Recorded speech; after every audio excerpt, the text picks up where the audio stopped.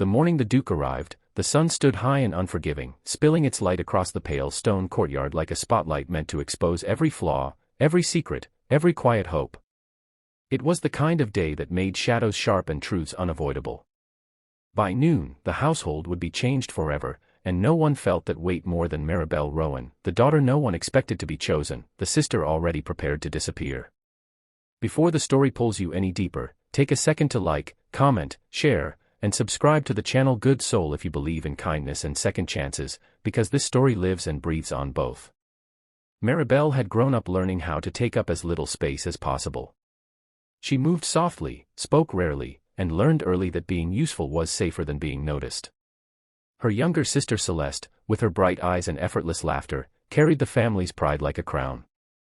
Their father, Aldrich Rowan, loved both daughters in his own way, but love in that house was measured by value, and value was measured by what the world applauded. Celeste had the beauty people leaned toward, Maribel had the quiet steadiness people leaned on and then forgot. When the Duke of Calderwood announced his visit to choose a bride, the house burst into frantic daylight activity, all ribbons and rehearsed smiles, while Maribel was quietly assigned to pour tea, to stand in the background, to make herself small. The Duke arrived at midday, his carriage cutting a dark line against the brightness of the road. He was younger than expected, with silver-threaded dark hair and a gaze that moved slowly, deliberately, as if he were reading the world rather than skimming it. Maribel noticed this because she noticed everything, especially the way people avoided seeing her. As her father led the Duke through the halls, praising Celeste's beauty and grace, Maribel felt the familiar ache of being reduced to silence. The words floated through the sunlit rooms like dust, settling everywhere. Take the pretty one.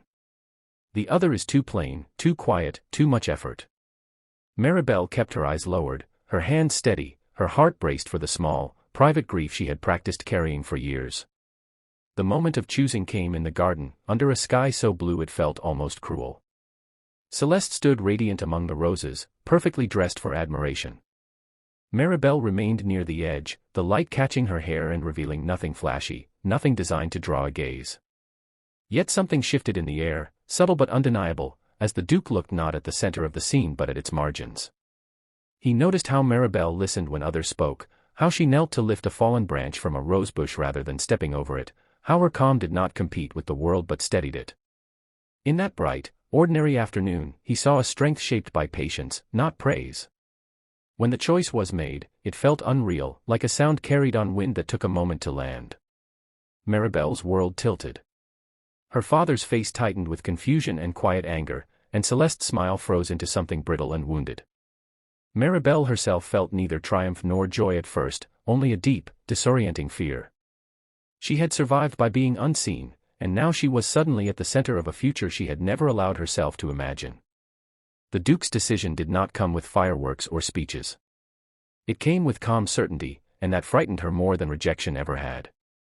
The days that followed were filled with daylight preparations and whispered judgments. Maribel struggled beneath the weight of expectations she had never been trained to carry. She questioned herself constantly, wondering if this choice would be taken back once the novelty faded. Yet with every passing afternoon, small changes took root. She was asked her thoughts, and they were heard. She was given time, not rushed approval. The Duke did not try to reshape her into something dazzling, instead, he made room for who she already was. In gardens, libraries, and sunlit corridors, Maribel learned that love could be quiet and still be strong, that being chosen did not always mean being displayed. Her greatest challenge was not the world's doubt but her own. Years of being overlooked had taught her to distrust good fortune. Slowly, through consistent kindness and shared purpose, that fear began to loosen its grip. Maribel found her voice not by becoming louder, but by becoming surer. She stood straighter. She met gazes.